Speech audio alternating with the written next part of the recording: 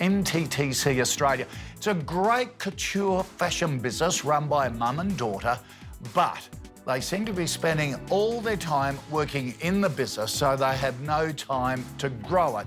Now, we've sent Maria and Tamila off to visit business strategist Sheridan Green, and it's time for some hard truths on pricing and cost control for our fashionistas.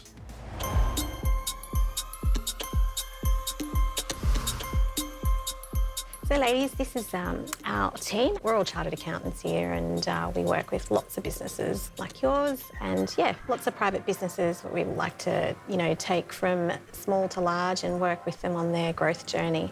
We're all eager to help you as much as possible. This is Ella Lowelson. She's one of our senior managers. Lovely to meet you. Actually, Ella used to be in fashion herself, so I thought it'd be good to meet. And she then became an accountant, so she went to the other side, and now works with some of our fashion label clients as well. So ladies, thank you for coming to my office. Thank you for having us. Really excited to have you here today.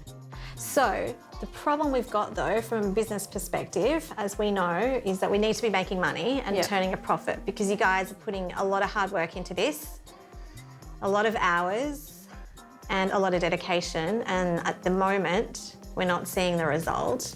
So I did give you homework, which was to go away and have a think about one of the collections that was successful. And I need you to think about maybe taking, 4 garments in that collection, and let's just break down the cost. Have you had a chance to do that at all? As best we could. Okay. Just open it up. Things that we've sold in different places and different, like a hat and a dress and... Okay. Yeah. So let's just start, we're saying 3-piece satin lace dress. It took you 2 weeks to make. It's including from the design, like you said. How many hours is that? We try to make normal hours. Normal hours. So 40 hours a week for 2 weeks. You're thinking about 80 hours. For 2 of you? Yeah. So in terms of this outfit, so it took you, say, 80 hours.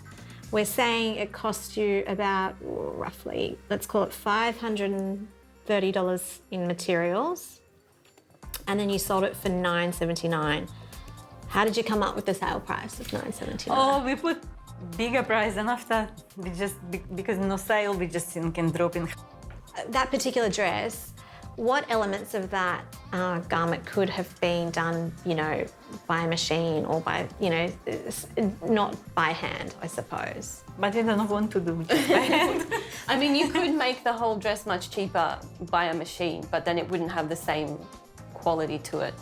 Okay, I think though, just to looking at these figures, and look, just using one example of the 80-hour product plus the cost of the material being $530, but then you've only sold the dress for $979. I think we've got a big problem here in that, if I did the maths, you're not even earning, $5 an hour. We do undervalue our Yeah, so I think we need to you're hitting a fork in the road where you need to decide what matters to you most. Because if you want to continue down the road of doing things by hand and, having these collections, you're just not going to be able to charge the prices. You're going to have to price things a lot higher, or we're going to have to work out where the efficiencies are within your business to try and make it more viable. Because at the moment, you're really running at a loss.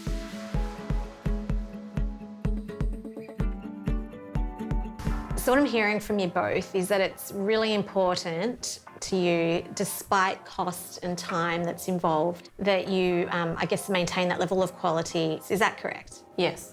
Okay, so in terms of compromise, you really don't think there's a whole lot of change that you're willing to make in terms of your product?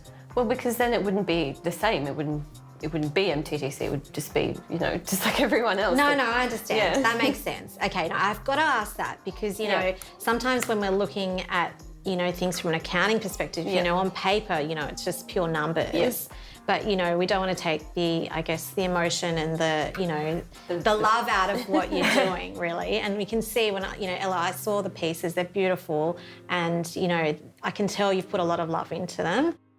If you can buy a fast fashion formal gown for similar pricing and you're doing all this by hand and using, vintage fabrics, we need to think about, first of all, increasing the price to an extent, because obviously there is a tipping point, but you know, what marketing can you do around ensuring that people are aware and what sort of awareness they have around the fact that you're hand sewing? What are you doing at the moment, I guess, to market the brand? Well, like you know, we've been featured in like Vogue and Tatler, but all of the attention that we are getting is predominantly overseas.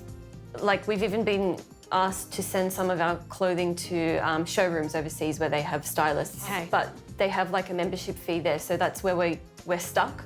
Like we'd like to take part of that, but it's not affordable for us at the moment. Would you ever consider maybe having like a less luxurious brand which uses, you know, machines and less quality fabric, you know, just to get the income in, to then, I guess, cash flow your ventures offshore? You know, even Chanel would have a budget. And we know this from even our other, you know, fashion clients that we've got. There is a time frame, there is a budget, and they look at the fabrics and we look at the processes and we try and cut them or compromise, okay?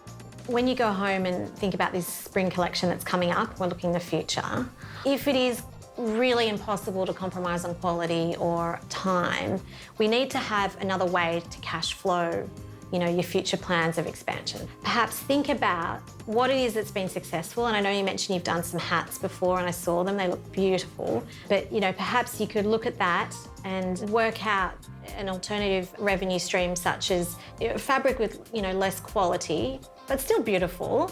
If they take a shorter period of time to put together, you can make more of them and sell more of them at a slightly lower price point. That will then fund the creative design love that, you know, we want for the collection. We can't go completely in another direction. Maybe we can do like scarves. Yeah, let's reconvene, let's catch up, have a think about it, but let's lock in a plan going forward. Okay. Thank you.